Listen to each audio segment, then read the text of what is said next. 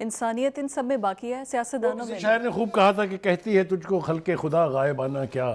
ہمارے بڑے بڑے جبے پہن کے بڑے بڑے پیٹ نکال کے اسلامی دنیا کے ٹھیکیدار بن کے وہ سب کچھ نہیں کہہ سکے جو اللہ تعالیٰ ان کی زبان سے انہی کے ملک کے لوگوں سے ان کو کہلوا رہا ہے کہ اسرائیل سے بڑا ٹیررسٹ کوئی نہیں ہے، نیتن یاہو سے بڑا ٹیررسٹ کوئی نہیں ہے.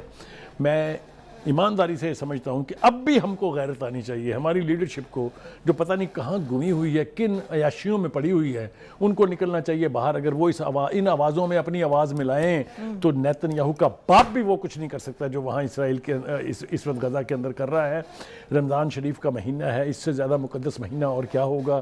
جتنی بڑی جنگیں لڑی گئی ہیں وہ اس مہینے کی نسبت سے اگر آپ دیکھیں تو مسلمان ہمیشہ جو ہے وہ سرخ رو ہوئے ہیں.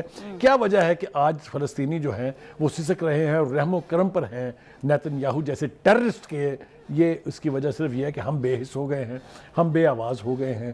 ہمارا دنیا میں اپنے مقصد کے سوا، اپنی ذاتی خواہشات کے سوا اور کوئی دوسری خواہش نہیں ہے.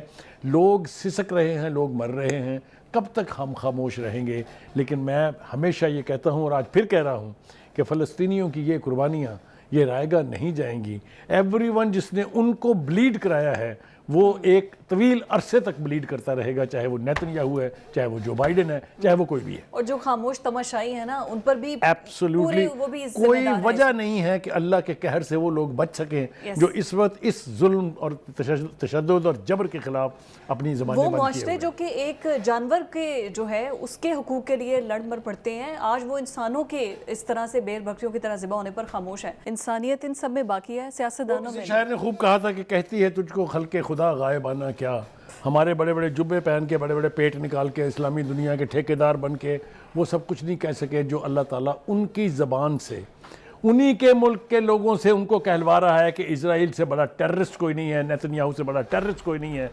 میں ایمانداری سے سمجھتا ہوں کہ اب بھی ہم کو غیرت آنی چاہیے، ہماری لیڈرشپ کو جو پتہ نہیں کہاں گمی ہوئی ہے، کن عیاشیوں میں پڑی ہوئی ہے، ان کو نکلنا چاہیے باہر. اگر وہ ان آوازوں میں اپنی آواز ملائیں تو نیتن یاہو کا باپ بھی وہ کچھ نہیں کر سکتا جو وہاں اسرائیل کے اس وقت غزہ کے اندر کر رہا ہے.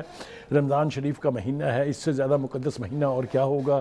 جتنی بڑی جنگیں لڑی گئی ہیں وہ اس مہینے کی نسبت سے اگر آپ دیکھیں تو مسلمان ہمیشہ جو ہے وہ سرخ رو ہوئے ہیں.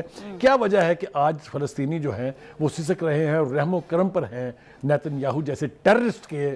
یہ اس کی وجہ صرف یہ ہے کہ ہم بے حس ہو گئے ہیں، ہم بے آواز ہو گئے ہیں.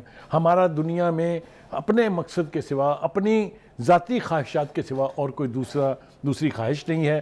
لوگ سسک رہے ہیں، لوگ مر رہے ہیں. کب تک ہم خاموش رہیں گے؟